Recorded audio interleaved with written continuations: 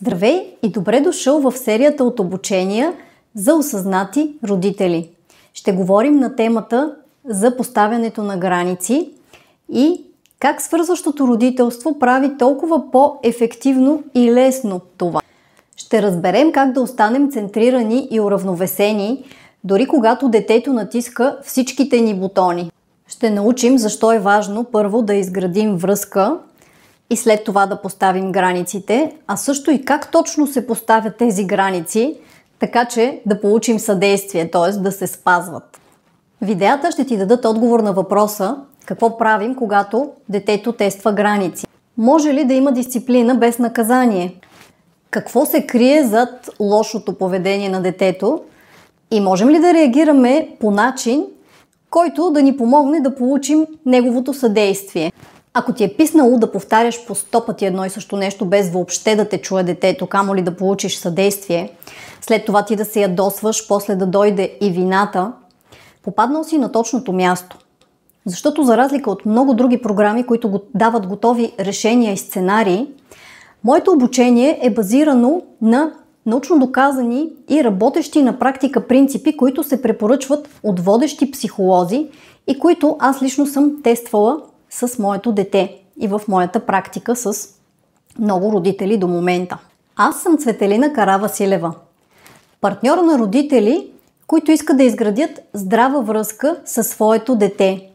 За дом, в който има разбиране, сътрудничество и уважение и в който и родителите и децата се чувстват добре заедно. Синът ми има силен характер още от бебе. Отгоре на всичко е изключително чувствителен. Една много интересна комбинация, но много трудна за въздействие. Той често се инатеше. В безсилието си аз повишавах тон. Естествено, това не довеждаше до желаните за мен резултати на сътрудничество. Напротив, той затваряше сърцето си за мен. И така разбрах, че с императивния модел, с повишаването на тон няма да ми се получи. Започнах да търся отговори. Попадах на различни методологии, някои от тях противоречиви една на друга, други трудни за приложение, трети пък съвсем несъвместими с моите възприятия. В едно бях сигурна обаче в целия поток от информация, че начинът, по който до момента бях подхождала към синът ми, не работи. И така започна едно дълго пътешествие за мен. Обучението ми по детско-юношеска психология, множество курсове и квалификации в сферата на психологията и детската такава. Събрах най-ценните и работещи практики, за да ги споделя с родители като теб, за да не се налага и ти да минаваш по моят дълъг и труден път. И е възможно да имаме спокойствие вкъщи, да се разбираме с детето и да се чувстваме уверени като родители. Това е процес на учене и като всяко нещо, с практиката и с ученето нещата се получават. Сега виждам как хората се променят, как родители прекъсват омагьосания кръг от начина, по който те са възпитавани, към едно много по-подкрепящо и осъзнато родителство. Дори и да сме отгледали в семейство на родители повишаващи тон, все още можем да прекъснем този цикъл. Много обичам да чувам от родители като теб как са променили това само с въвеждането на методите на свързващото родителство. Нямам търпение да дойде денят, в който ще получа имейл и от теб, в който ще ми разкажеш как свързващото родителство е променило семейството ти. Това сме аз и синът ми Борис, който стана ясно, че е дете с силен характер, а често тези деца са много чувствителни, с интензивни емоционални отговори. Ако имаш емоционално интензивно дете, знаеш за какво говоря. Предполагам, че повечето от родителите тук сме такива. Бих казала, че родителите на лесните деца не се записват за такива обучения. Емоционално интензивните деца, които са родени с много чувствителна нервна система, постоянно са на щрек за дебнещи опасности. Тук начинът, по който ги отглеждаме, има голямо значение за това дали ще засилим тази тяхна тревожност или ще развием в тях усещането за сигурност и безопасност, което пък ще им позволи да се успокоят и да израснат.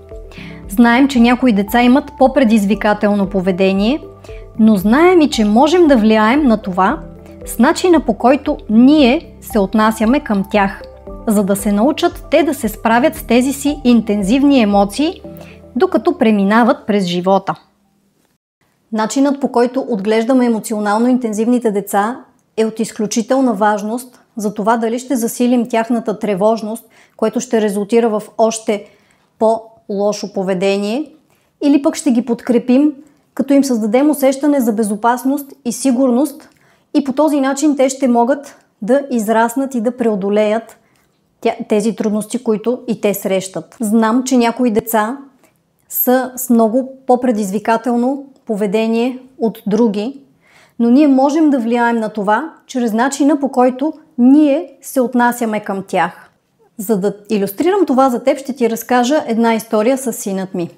Сутрин бързаме, синът ми тепърва избира дрехи и, ужас, навън вече е студено и той трябва да замени късия панталон с дълъг, но не, той не иска и това е голяма драма за него.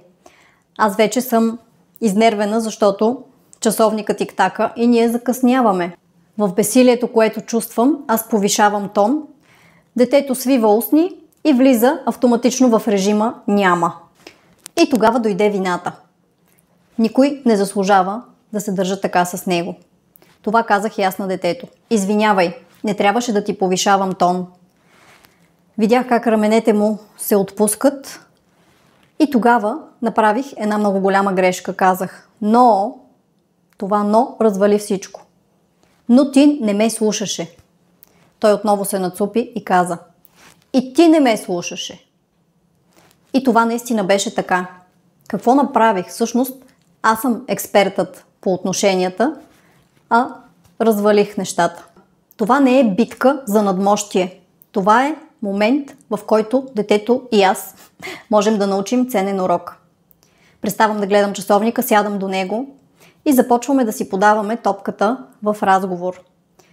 Напрежението постепенно започва да намалява. В началото тонът на детето е по-остър, по-изнервен, след това се успокоява. Когато вече и двамата сме спокойни, аз го питам, добре де, защо искаш къс панталон? Навън е студено. Да, но в училище ми е топло. И така, в разговора намерихме приемливо решение и за двамата. Той ще облече панталон, с който ще отиде до училище, а там може да се преобуе с къс панталон. А ето и какво направих аз. Използвах трите стълба на свързващото родителство или тайната формула 3S. На първо място е спокойствието. Регулирах моите емоции. На второ място е свързването. Свързах се с детето. И трето, използвах стратегията. Използвах момента, за да преподам урок за емоциите на детето, но и на себе си. Какво щеше да се случи, ако не бях реагирала така? Детето можеше да влети в стаята си, да затръшне вратата, а напрежението да остане. И колкото повече се приближаваме към тинейджърството, толкова по-важно е да останем свързани с децата си. Защото в момент на силни емоции, детето може да не дойде при нас, когато има най-голяма нужда от нашата подкрепа. Габор Мате и Гордан Нойфелд говорят за това в книгата "Стойте до децата си". Говорят за този феномен. Ако ти е интересно, можеш да прочетеш повече в тази книга. И защо е толкова важно да сме свързани с децата си, особено когато те порастват. Когато регулираме нашите емоции, помагаме на децата да регулират и техните. И тогава можем да поставим граници, които ще са базирани на разбирането и доверието, а не на страха. И ще се спазват, защото детето ще е вътрешно убедено да го прави. И най-важното, децата израстват спокойни, уверени и способни да управляват поведението си като възрастни. Какво показват научните изследвания? Децата имат нужда да ни виждат, че владеем емоциите си. Също така, да сме там за тях, когато те изпитват силни емоции и да виждат, че ние можем да се саморегулираме. Децата имат нужда и да сме свързани с тях, за да се чувстват в безопасност. Едва тогава децата могат да учат да растат да се осмеляват да пробват нови неща. Как да постигнем това? Като преподаваме на децата как да се саморегулират, но без да се чувстват заплашени, контролирани, подкупени или пък засрамвани.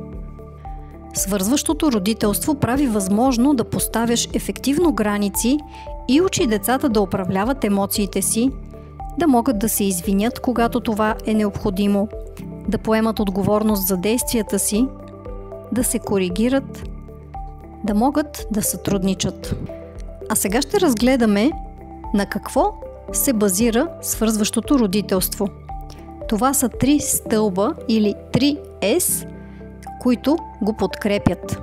На първо място това е спокойствието, за да можем да действаме от своя център, от позицията на осъзнатостта, а не реактивно и по инерция, чрез заучени от нашето минало модели.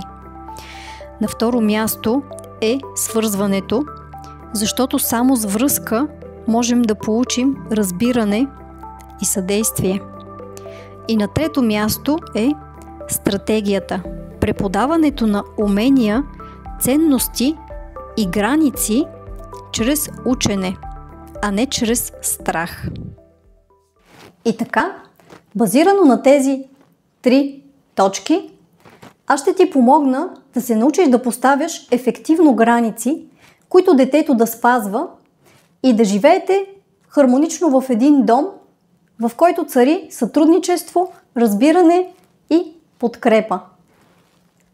Първата точка е спокойствието. Защо е важно да запазим спокойствие? Защото ние сме моделът на подражание за нашите деца. Те действат не така, както ние им казваме да действат, а по начина, по който те виждат, че ние се държим. Също така съществува и едно понятие корегулация. Когато ние сме спокойни, предаваме това спокойствие и на нашите деца и им помагаме и те да реагират спокойно или когато са по-превъзбудени да се успокоят. И тук, мили родители, е изключително важно да направя едно уточнение. Разбира се, и ние сме хора и никой не може да е спокоен 24/7. Може би майка Тереза е можела, но като се замисля, тя не е била истинска майка. Всъщност, всеки един от нас може да сгреши. Но по-важното е какво правим след това. Как ще поправим връзката ни с детето, как ще се свържем отново с него. Викането учи децата да викат обратно. Що мама и татко го правят, значи това е напълно окей. То нарушава връзката ни с тях. И така те стават по-малко кооперативни. Не ни слушат. Детето губи респект от нас и определено това е лошо за здравето и на родителя, и на детето. Може би се чудиш с какво точно, когато се саморегулираш, това ти помага да поставиш ефективно граници. Когато детето вижда, че ние сме в контрол на себе си, това помага да охлади големите емоции, които всъщност реакции провокират лошото му поведение. Като им помагаме да се чувстват в безопасност, децата вече нямат необходимост да защитават своята позиция. Те се чувстват чути, разбрани, приети и зачетени и така съдействащата им версия се активира много по-лесно. Не на последно място, както вече споменахме, ние сме моделът на подражание за тях. Децата се раждат с незряла нервна система, а нервната система и мозъкът са абсолютно свързани. Когато се саморегулираме, детето формира спокоен мозък и нервна система, които ще носи през целия си живот. Ето как изглеждат нещата на чисто биологично ниво. Децата, които могат да се успокояват по-успешно, имат по-добър тонус на вагусния нерв, по-малка амигдала, като тя представлява нещо като аларма за опасности в мозъка ни. Префронталният им кортекс, който отговаря за разумните решения и рационалното мислене, се развива по-бързо и по-добре.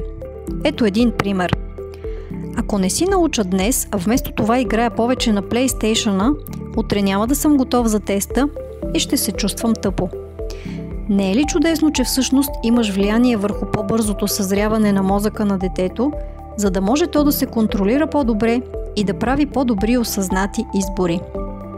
По отношение на окситоциновите рецептори, окситоцинът знаем, че е хормонът на любовта и когато ние се саморегулираме, децата се чувстват в безопасност и освобождават повече окситоцин, като общуват с нас.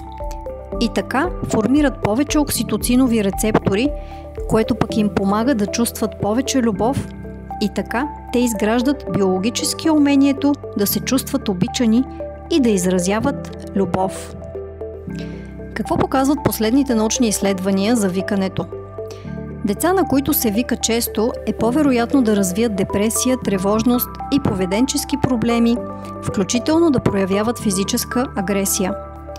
Тези деца растат с усещането, че родителите им са постоянно недоволни от тях и заедно с лошото настроение на родителя, това са най-силните фактори за тревожност и несигурност при тинейджърите. Когато сме ядосани, ние отблъскваме децата, точно когато имат нужда от нас най-много. И нещо много важно. Не можеш да се саморегулираш, ако не се погрижиш първо за себе си. Нашето поколение като родители идва от едно място, на което често ни се караха, а понякога може би са ни понашляпвали. Но ние можем да излезем от този кръг, от този модел на възпитание.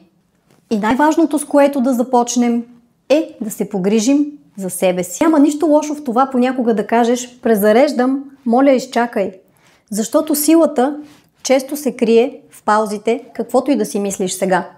На мен ми се наложи да си направя чаша, за да си го напомням. Няма нищо лошо в това понякога да запалиш една ароматна свещ и просто да се насладиш на този аромат. Или да пуснеш водата от душа да тече върху теб, усещайки приятното й докосване и да оставиш да изтекат всички тревоги в канала. Каквото и да е приятно нещо, което ти носи удоволствие, 5 или 10 минутки на ден, колкото имаш, правят огромна разлика. Защото истината е, че щастието вкъщи започва с грижата за нас. Няма нищо по-хубаво от това в края на деня да се прегърнеш и да си кажеш: аз бях най-добрият родител днес за моето дете. Аз съм най-добрият родител за моето дете. И нека да го направим сега, защото ти си такъв.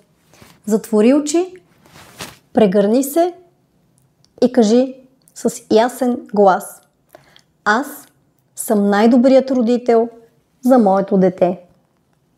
Емпатията към себе си ще ти помогне, когато избухнеш, а грижата за себе си ти помага да не избухваш. Не случайно натискането на бутоните ни и грижата за себе си е част от моето пътешествие за родители.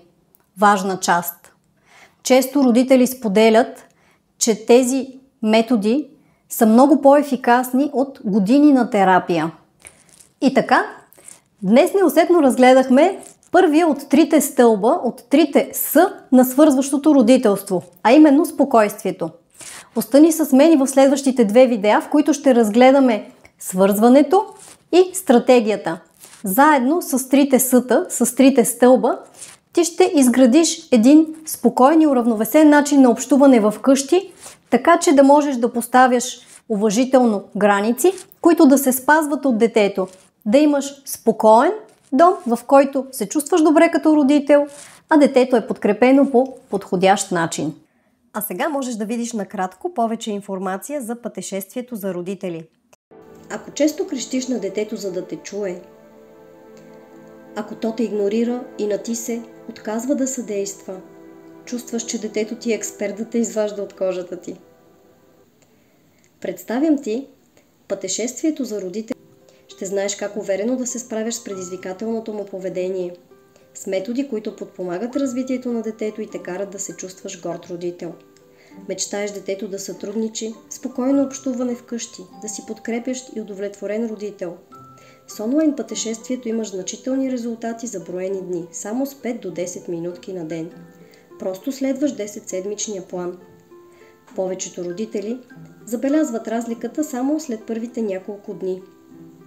Научи повече, като вземеш безплатен тестови достъп.